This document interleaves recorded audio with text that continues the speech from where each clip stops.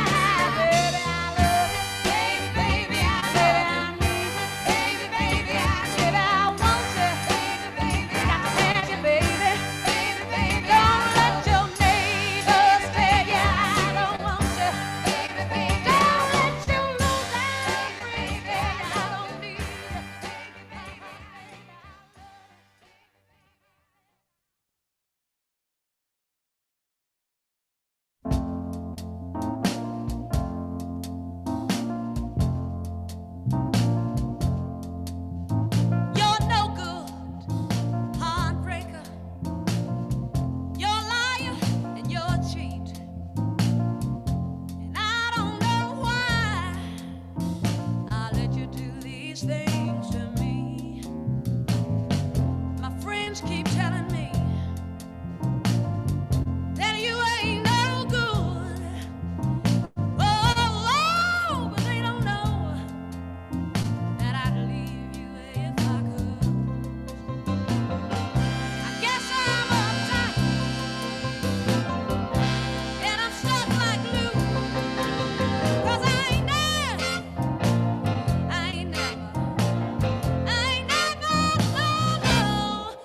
loved a man the way that I love you. Some time ago I thought you had run out of food, but I was so wrong. You got one that you'll never lose. The way you treat me is a shame. How could you hurt me so bad? Baby, you know that I'm the best thing that you ever had. Kiss me once again. Don't you never, never say that we're through. 'Cause I ain't never, never, no, loved a man the way that I love you. I can't sleep at night, and I can't eat a bite. I guess I'll never be free since you got your hook in me. Yeah. I ain't never loved a man. I ain't never loved a man, baby. Ain't never had a man that hurt me so bad. No, but this is what I'm gonna do about it. I tell you, I'm gonna hold on to it.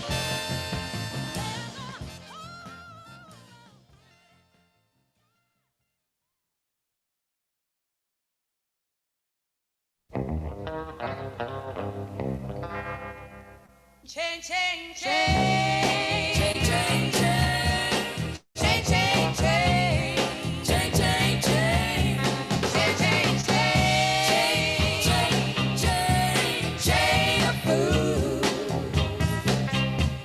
For 5 long years, I thought you were my man, but I found out I'm just a link in your chain. Oh, you got me where you want me. I ain't nothing but your fool. You treat me mean. Oh, you treat me cruel. Change, change, change, change, change, change of food. Everything has got a weak link.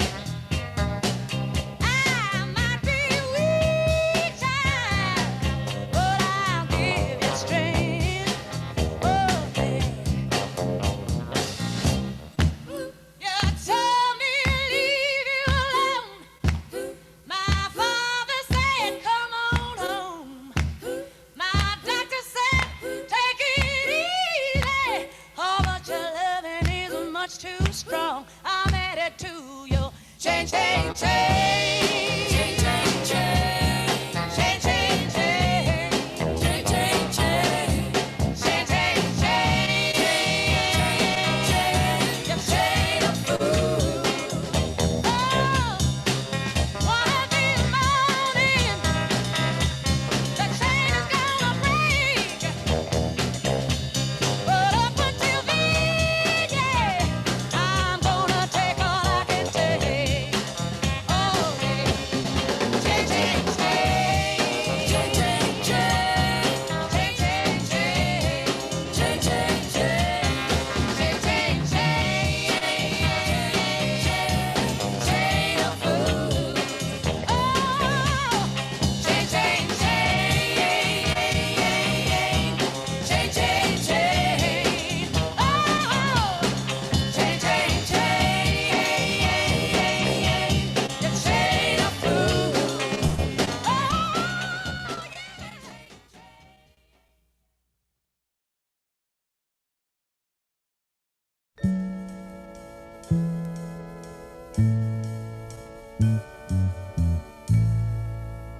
take me to heart, and I'll always love you,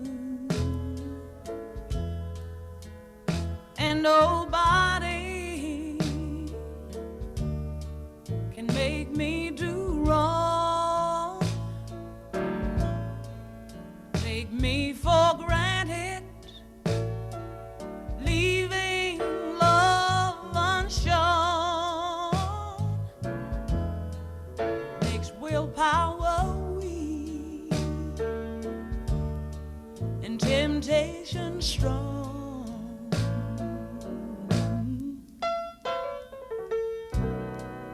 A woman's only human, you should understand. She's not just a plaything, she's flesh and blood, just like her man.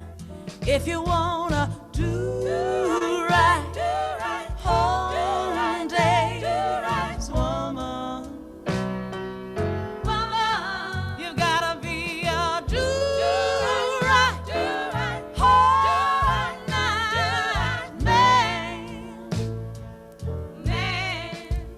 Yeah, yeah, they say that it's a man's world, but you can't prove that by me. And as long as we're together, baby, show some respect for me. If you wanna do right, whole day, woman, you've gotta be a do-right, whole night man.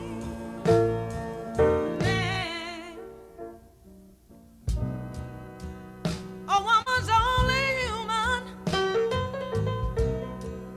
this you should understand. She's not just a plaything, she's flesh and blood, just like a man. If you wanna do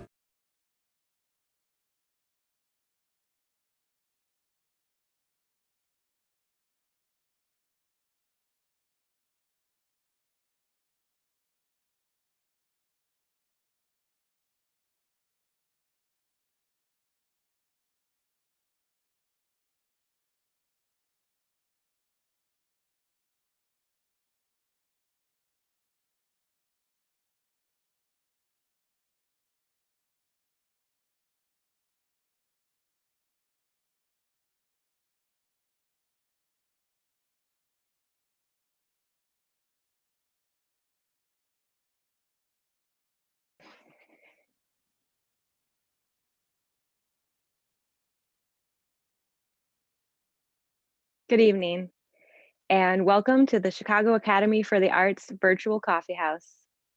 I'm your host for the evening, Rachel Brown. You might know me better as the acting chair of the music department, or maybe this is the first time you're realizing I'm not actually a student. Either way, you're in for a real treat tonight. We've got a great lineup of guests.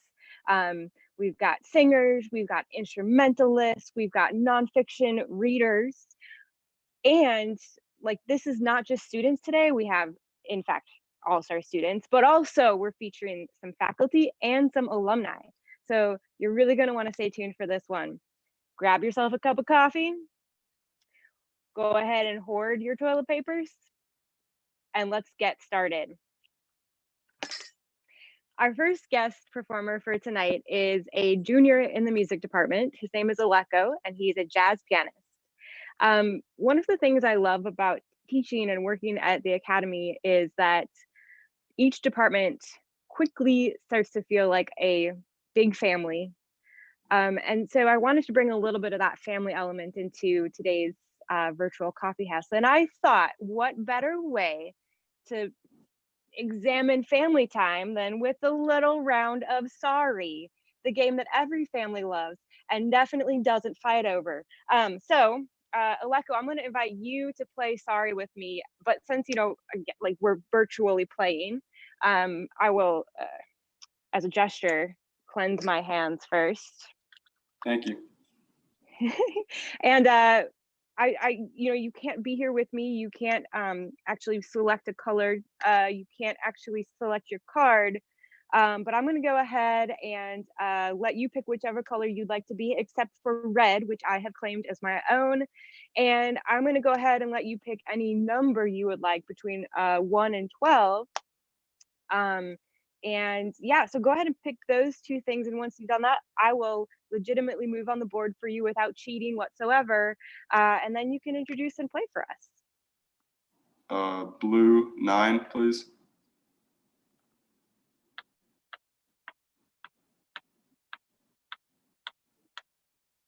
Did I win? No. Okay. All right. My name is Aleko Leonikis. I'm going to be playing Polka Dots and Moonbeams.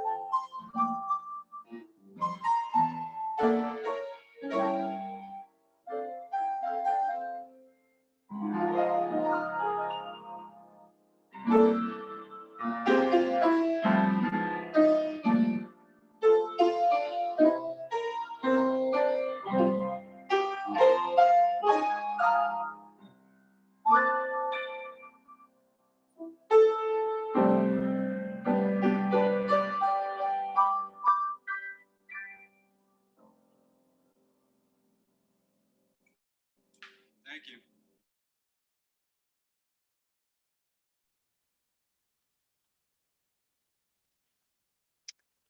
Well played, Aleko, both on the keys and on the sorry board game board.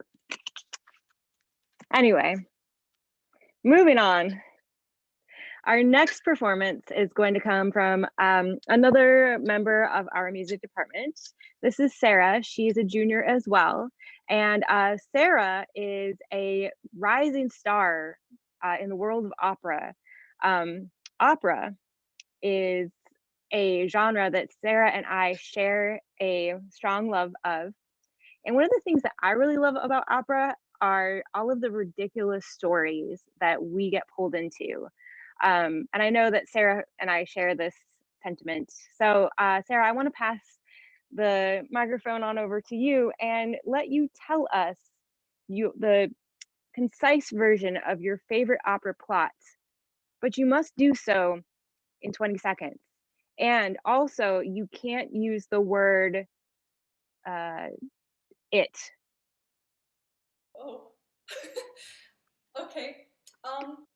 Well, my favorite opera of all time is Don Giovanni by Mozart.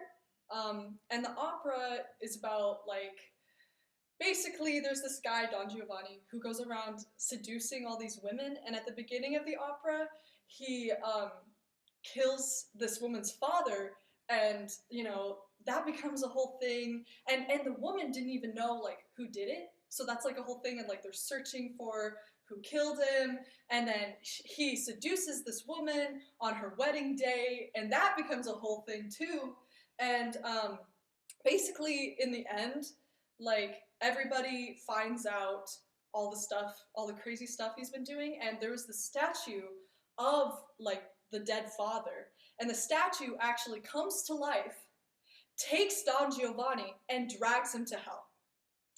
So that's basically the plot of Don Giovanni.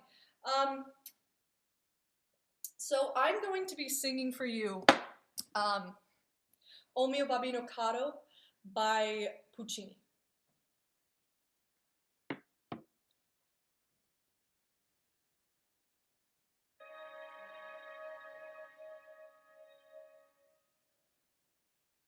Oh mio babbino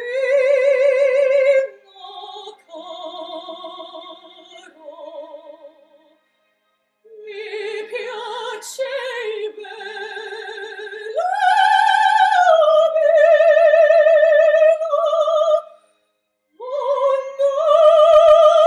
in porta rosa a comperar l'anello. Sì, sì, ci voglio andare. E se l'amassa intorno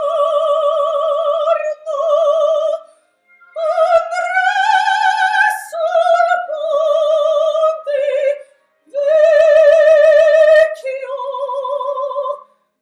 ma per buttarmi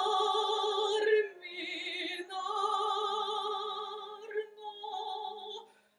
mi strago in me tormento.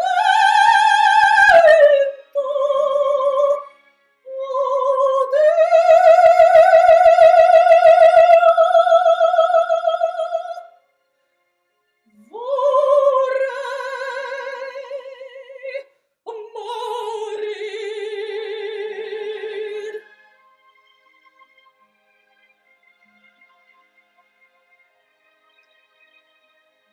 Babbo pietà, pietà.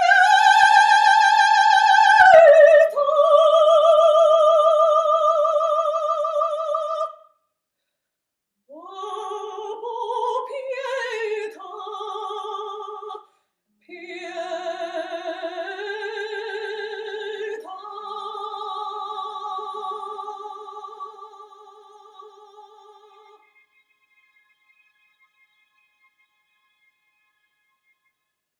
Thank you.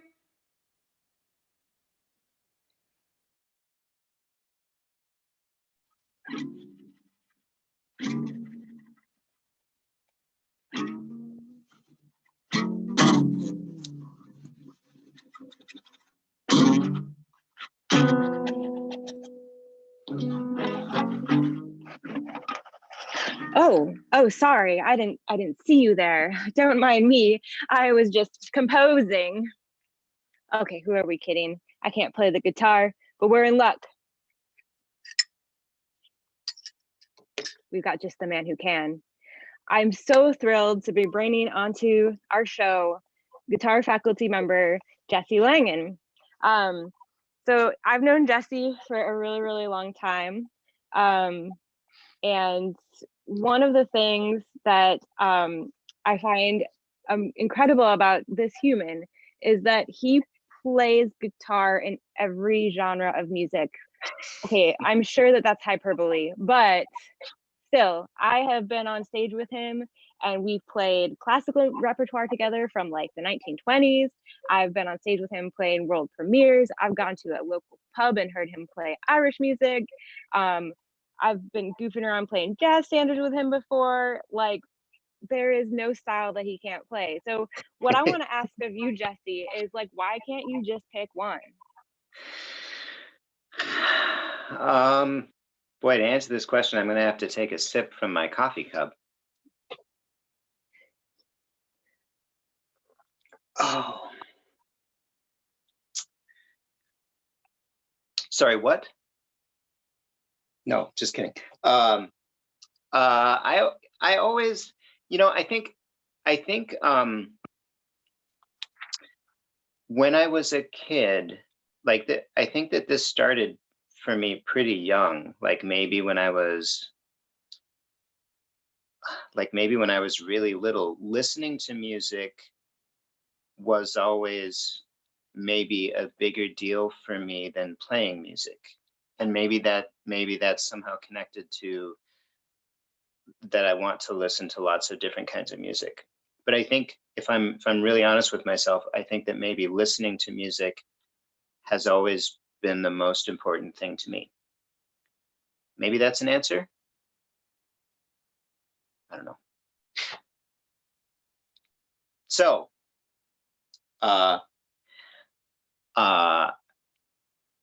listening is relevant to the piece I'm going to play. This is an Irish air. So Irish people use the word air they use it a couple of ways. They use it to mean the melody of a thing. So like the melody of a song, as opposed to the words of a song, is the air of the song. They also use the word air to distinguish between free, unmetered music and dance music. So Irish music you normally think of is jigs and reels and the music designed for people to dance to. So airs are, airs almost always come from a song. And many times the songs are sung in an unmetered way. They're sung freely with lots of ornamentation and so forth. And so this is an air, but as far as I know, there aren't any words to this air. And it comes from on the west coast of Ireland, hearing a whale song and sort of imagining that maybe the whale song is also the song of fairies. And so this air came about that doesn't have any words to it. That was, as far as I know, only ever played instrumentally. Port Nabucchi, which is the song of the fairies, but it's also a whale song. So this lick that you hear, sort of, I guess, as classical musicians, we would call it a motive, maybe that's like this thing that you hear whales do. So maybe you imagine whales, or maybe you imagine fairies when you hear this. Port Nabucchi.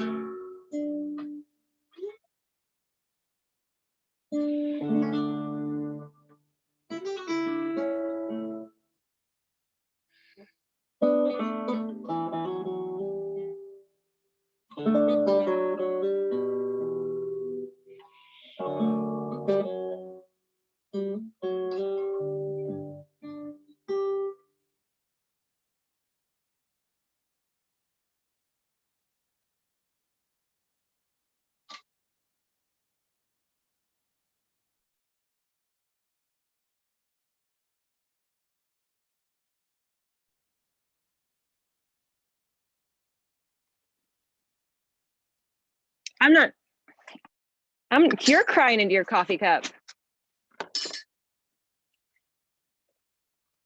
Anyway, that was wonderful. Thank you, Jesse. Thanks for joining us.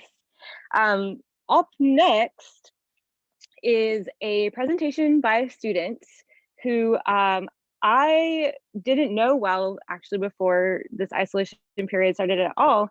And I've really gotten to meet her through the piece that she's going to present to us tonight. This nonfiction essay that Golda will read, by the way, Golda is a senior in the media arts department, is a really emotionally gripping piece of nonfiction, but it's also something that catches my attention because it's about food. And I love food. And I find food so inspiring. In fact, this whole time, I've been having cake in my cup, not coffee. Delicious, fluffy, lemony cake. Anyway, so I'm going to hand it over to Golda, but I'd really like you to discuss something for us. Are you always inspired by food? Yeah, I think food is a very inspiring kind of thing to both read about and to write about. Particularly for this piece, I found food to be a very effective way of communicating the traditions that my family keeps up with every year, as well as food like being a means of returning to memories that I find to be very precious to me. So this is a piece called Raspberry Bars. And alrighty, raspberry bars. To make your great-grandmother's raspberry bars, you'll first need to ask someone for the recipe, because you only remember half of it by heart. Everyone remembers half of it. Your grandmother, your aunt, your sister, and conveniently, none of the parts each person remembers match up. You still need the recipe, the words in front of you. You need the recipe because you remember the ingredients, but not the exact amounts. You remember the faces, but not the words spoken. You'll be handed the card out of her old recipe box. The recipe box with the butter logo on top, the woman sitting with her knees tucked under her. The card is decorated with a gaudy 50s print, yellowed edges and slanted handwriting. Laugh at the outdated terminology. What's salad oil, you'll ask? You'll need flour, butter, sugar, eggs, pecans, and raspberry jam. The jam has to be Smucker's. It has to have seeds in it. The jar is not quite big enough and has a red and white checkered cap. You know the jar because there's always a half-empty one in the fridge. Buy a new jar, so at the end there'll be another half-empty one in the fridge for next time. Take out the nut chopper that has been collecting dust at the back of the cabinet. There'll be 2, and they're only used to make raspberry bars. Take out the white and red one with the crank handle. It's more efficient. Toss a few pecans into the green one with the manual slap chop top for the resident small child, a cousin probably, to entertain themselves. Try not to think about how said small child will never know your great-grandmother, whose handwriting you are following. So talk with the child about how it's the Wednesday before Thanksgiving and aren't they excited? Make an offhanded remark about how your great-grandmother's birthday was close to Thanksgiving, so you would celebrate it then. Wonder how old she'd be now. Calculate the age you were when she died. You were 8, 9, in 3rd grade, 4th? Try to add up the years. Stop before you reach the answer. It's time to make the dough. Take the nuts you've either over or under chopped and mix them into the butter, sugar, eggs, and flour. The dough should be soft but crumble apart. Eat a third of the dough raw because it tastes so good and you'll make do anyways. You always manage to. Press half of the diminished dough supply into the glass baking pan that you've coated with cooking spray. You know that no matter how much you grease the pan, it will always stick. Your grandma will hand you 3 different spatulas to get the jam out of the jar. Only use one of them or all 3, it doesn't matter. They'll all end up in the sink anyways. We'll need to open the other jar, your grandma will say as she takes the fresh jar of jam out of the fridge. Try to open it. Take a dish towel and try to open it. Wet the dish towel and try to open it. Take a jar opener and try to open it. Try to open it with your bare hands again. It should pop right open. Spread the jam over the crust. Have the small child help you crumble the rest of the dough on top when the layer of jam is perfectly uneven. Giggle as they sneak small pinches of raw dough from the bowl. It's like they're moving through your old motions, and you find yourself moving through your aunt's, and you don't know how you feel about that. There won't be enough if you keep eating it, you or your aunt might say, but have everyone take another pinch anyway. Put the baking pan in the oven and let it cook. Turn on the oven light. Sit at the kitchen table in your flour-caked apron. Lie your head down on the cool marble and ask about how it was when your great-grandmother made the raspberry bars. Your aunt will start talking, but you'll only half listen. You'll be too busy thinking about how strange it is that you never knew her the way your aunt knew her, the way your grandma knew her, because they remember her occupying the kitchen with homemade cookies, and you remember her in a wheelchair at the nursing home with fun-sized Hershey bars. Someone will pull out photos, and you'll be struck by the strangeness of seeing everybody younger, with smoother faces and outdated clothes. Poke fun at the 60s hair and 80s pants, and share a laugh. Look down at the child playing on the floor with the toys you used to play with, the Tinker toys and stuffed bulldog named Lane, who's the perfect hugging size for them. Lane is too small for you now. They'll never know your great-grandmother just like you never knew her.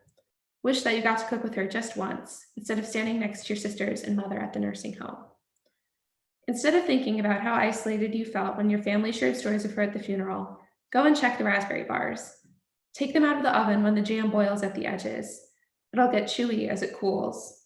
It's the best part. Cut out a corner before they're set and taste it even though you'll burn your tongue. Because you can taste the same taste your great-grandmother did, even if you didn't have a chance to taste them together.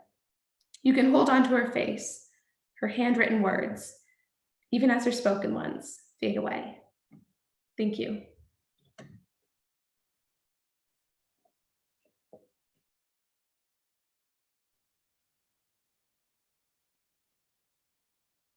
Thanks, Golda. Next, we're going to turn to a very special guest who we've invited onto the show. This person is our head of the school. He makes so much possible, so we're really glad to get some time to visit with him. So we're going to welcome Jason Patera.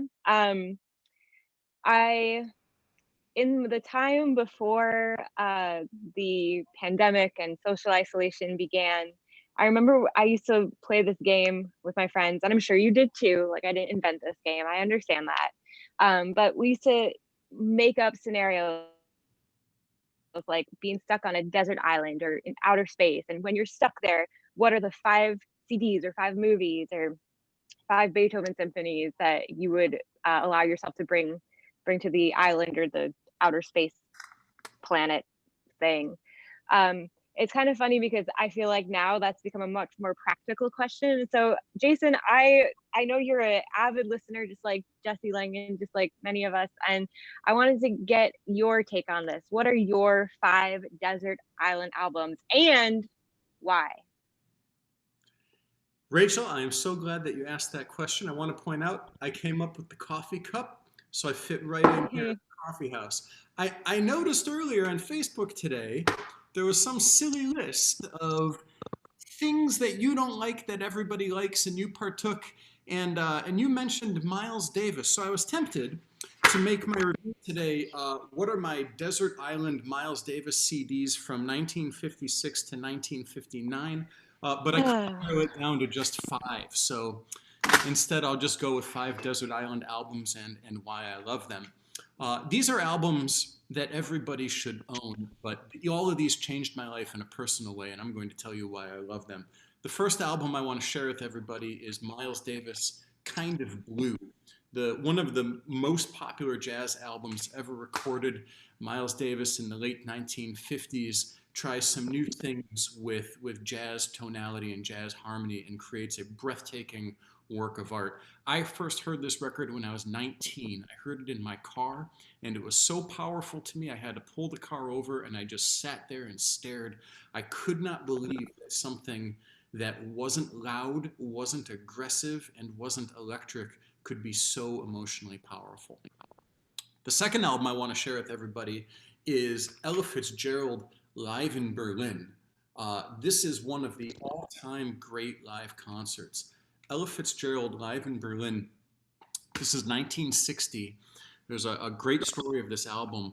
Before the concert, she tells the band she wants to do this song, Mac the Knife. It's a hit at the time. The band doesn't really know it, but they decide the audience really wants to hear the song Mac the Knife, so they decide they're going to go out and sing it. And Ella Fitzgerald forgets the words. She gets a chorus into it and she has no idea what's happening. And so she just starts making up the words, and it's hysterical and joyful and virtuosic. And then she follows that up with one of the greatest jazz vocal performances of all time, How High the Moon, where she delivers an 8-minute scat solo that is unparalleled in the history of jazz. Another record that I want to show you, I bring it up because it's a band that I love, and the drummer recently died. This is Rush, Exit Stage Left. The great Neil Peart, widely regarded as one of the greatest rock drummers of all time, recently passed away. This album inspired me as a drummer and as a kid, and Neil Peart, as an adult, I found his writing to be incredibly moving. He was principled, he was dedicated to his craft, and was completely dedicated to writing great music for his entire life. The next album I want to show you is from 1975. This is Keith Jarrett, The Colne Concert. Any reasonable person understands that Keith Jarrett is one of the 3 greatest jazz pianists of all time. This concert is completely improvised. He walks out on stage, he has no idea what he's about to do. He puts his hands on the keys, starts moving his fingers, and plays an hour worth of utterly breathtaking music. Now, before I was a jazz fan, I was a heavy metal kid. And in fact, I'm wearing this beret right now because this is the longest I've gone in 24 years without a haircut. But back in my long hair days, I loved the British heavy metal band Iron Maiden, and their great live album, Live After Death, figured prominently into the music that I loved as a high school kid. What I love now is that the singer of the band is one of the wealthiest entertainers in all of Europe, but he has a day job flying airplanes for British Airways. And Iron Maiden has to move their tours around to accommodate his work schedule. Now, I'm going to ask, I have one more album I want to share with everybody. This coming Thursday night, we're going to do a live stream of me doing a lecture on the great Benny Goodman concert of 1938. Everybody should own this record, Benny Goodman 1938. Benny Goodman's band was the first mixed-race band to perform on stage at Carnegie Hall, and it was this concert in 1938. The world is on the brink of disaster. Nazism has taken root in Germany, and the whole world is on the brink of World War II. Benny Goodman presents a concert so joyful and so powerful at Carnegie Hall that the audience is in a near riot of joy. They're literally dancing in the aisles, and they almost riot when Benny Goodman tries to end the concert. It has been personally meaningful for me and was incredibly meaningful for the entire world. Benny Goodman live at Carnegie Hall, 1938. Rachel, thank you for giving me a chance to share these great albums, and thank you for hosting tonight. What a great concert. Thank you so much for joining us. And I'm going to plug that Thursday night lecture too, because I have seen a Jason lecture on that particular album and that recording, and it is awesome and you will love it. So make sure you tune in to that. Moving right along, back to some performance. This next act features a student, but she's no longer a student of ours, which on a daily basis makes me pretty sad. So this is Alana. Alana graduated from the Academy a couple years ago. She was a music student majoring in voice. She was an excellent student during her time at the Academy, and I'm so excited to get to see her perform here on this venue on our virtual coffee house. Especially because the last time I tried to go hear her sing, her show was sold out. It wasn't just sold out, it was sold out like 3 days in advance. Amazing. Anyway, so I'm going to pass the mic over to Alana, but I want to ask her not only to introduce the piece she's playing and her bandmate, but also to tell us a little bit about her time at the Academy. Specifically, what was your favorite moment? And I mean, I'm just gonna throw some out there, but like this one time, I was your teacher. All right. Favorite moment. besides this one, probably be when I was the musical director of the opera that I was a part of writing. It was pretty cool. And all of it. And oh wait, so I introduced it now? Okay, cool. So we're playing Dreams by Fleetwood Mac, and this is Devin.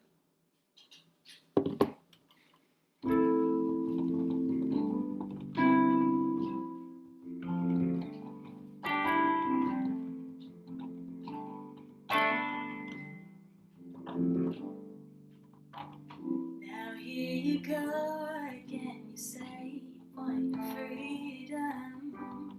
Well, who am I to keep you down?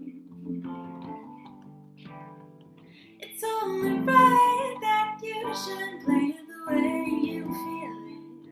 But listen carefully to the sound of your loneliness, like a heartbeat drives you mad. The stillness of remembering what you had and what you lost and what you had and what you lost. Oh, thunder only happens when it's raining, and players only love you when they're playing. I say with me, they will come and they will go. But when the rain washes you clean, you'll know, and you'll know.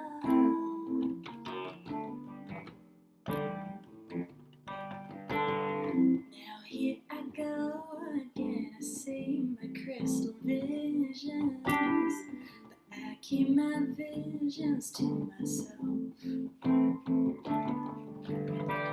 It's only me who wants to wrap around your dreams. And have you any dreams you'd like to sell?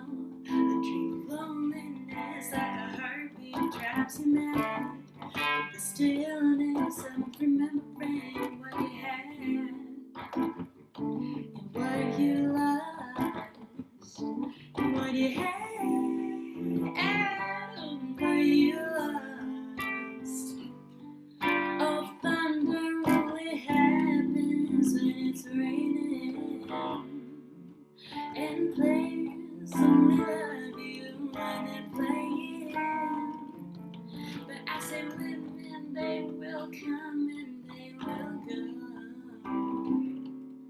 But when the rain washes you clean, you'll know, and you'll know,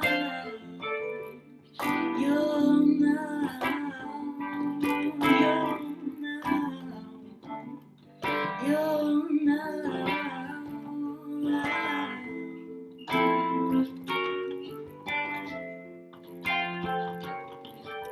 Heartbeat drives you mad in the stillness of remembering what you had.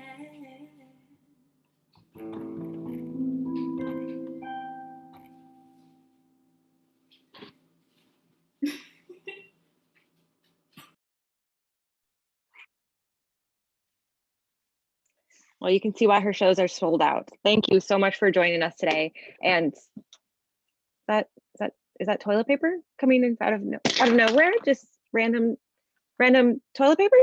What a magical evening this is. Truly, toilet paper from the ceilings. Imagine that. Imagine it. Wow, it's all over now. Moving on. So our next performer is another student from the music department. This is vocalist Jack, and he's a senior this year. He is a rock star. So I'm excited for him to perform tonight because these circumstances, this film set, this delivery mechanism for our coffee house has forced him to turn the lights on. When normally when I see him on Instagram, the lights are quite dim. This is like the brightest it's ever been when I've seen him perform. So Jack, can you tell us a little bit more about your Instagram aesthetic and how that influences your music composition? Well, usually when I post a cover or something like that on Instagram, I tend to turn the brightness pretty far down. Why? I'm not entirely sure. That's kind of just what it's turned into. It kind of creates, just a cohesive vibe throughout the entire page.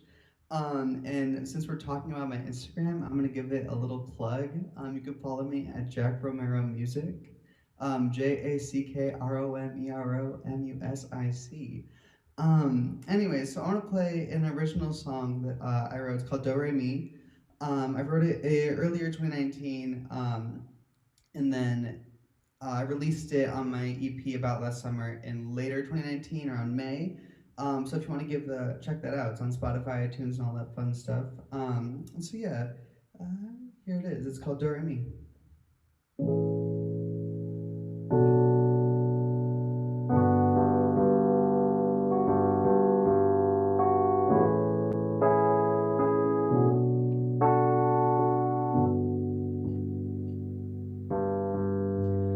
And babe, what are you doing? How could you possibly think it's right? I try to have a conversation, all you do is start a fight. What is coming out your mouth, honey? You need to get your shit straight.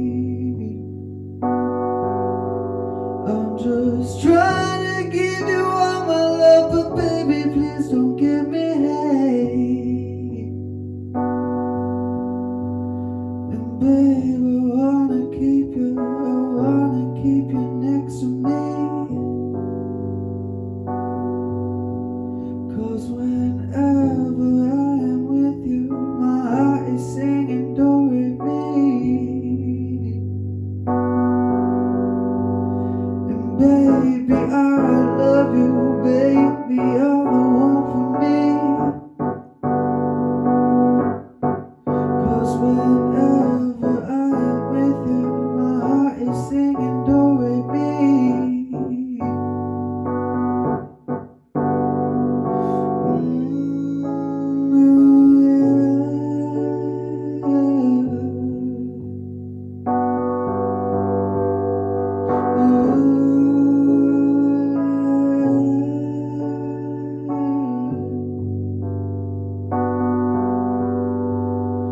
Going day to day with no decision making, that's alright. Baby, please just sit closer, I promise you I do not bite. Just please accept my love, have no trust, I am here for you. I don't wanna leave you, baby, I do not want just to start anew.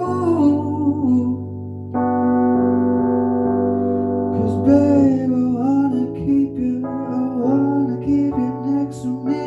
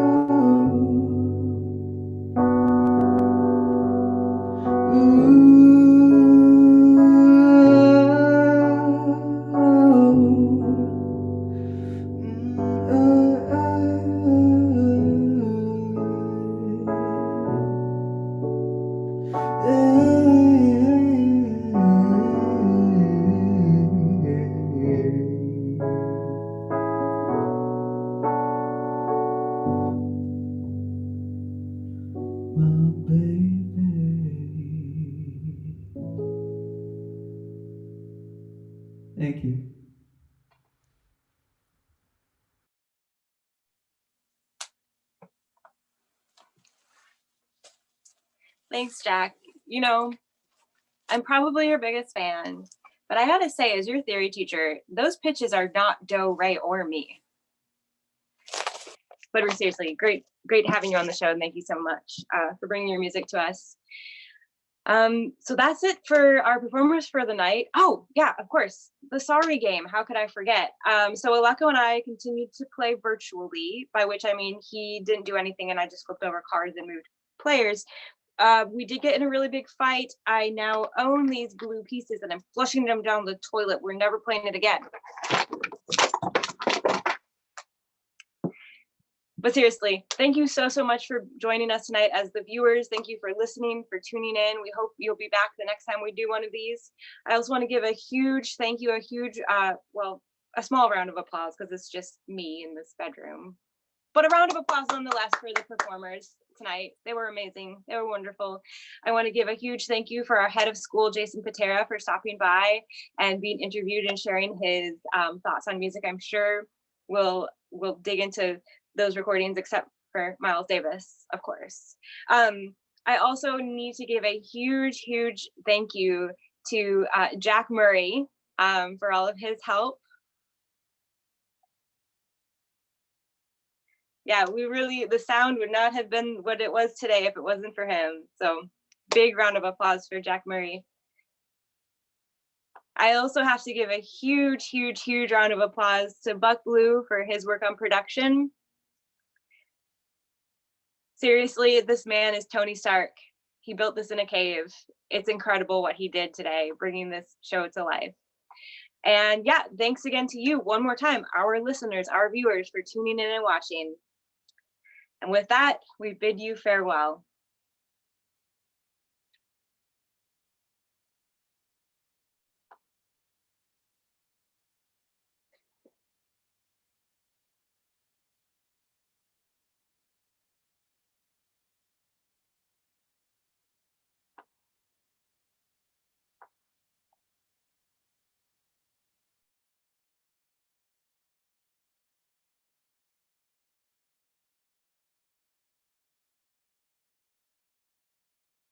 All of the Scottish play. Charlie and the Chocolate Factory when I was in 7th grade. It was when I went to go see The Cursed Child. I kept thinking about the aliens. Jagged Little Pill. Santa's Magic Toy Shop. I thought about A View from the Bridge when we saw it my freshman year. When I saw Sweat at the Public Theater. One of the first ones that came to mind was a few years ago. I saw Come From Away. Numbered the Stars, and it played at DePaul University. Though I haven't seen it, I've read it in Brighton Beach Memoirs. The all-female production of The Wolves. And that process changed me as a person, me as an actor. Because that was the first time I had seen like a young lesbian in any form of media. Like what makes like the perfect scene is emotion. Like I'm really drawn to raw emotion. You could see the passion and the need. Because it shined a light on addiction and the struggles that everyday people have. And I think relationships is something that I really look for when acting. And the way that it built. And it was just it was just like a brick in the head type of experience. But yeah, that scene really affected me. It just like was like a really heartbreaking scene to read. And it was like the entire audience was like quiet for a second, and then everyone like started roaring. I've never seen such a quiet audience, and I mean obviously it's a piece of theater, everyone's quiet, but like the really loud type of silence. And it really made me understand the power of theater and the power of people. And this show really added more spark to the little flame inside me. It's just really like empowering to see that. I missed that show a lot, and it kind of grew to be like a little family, and it was really tough to say goodbye. And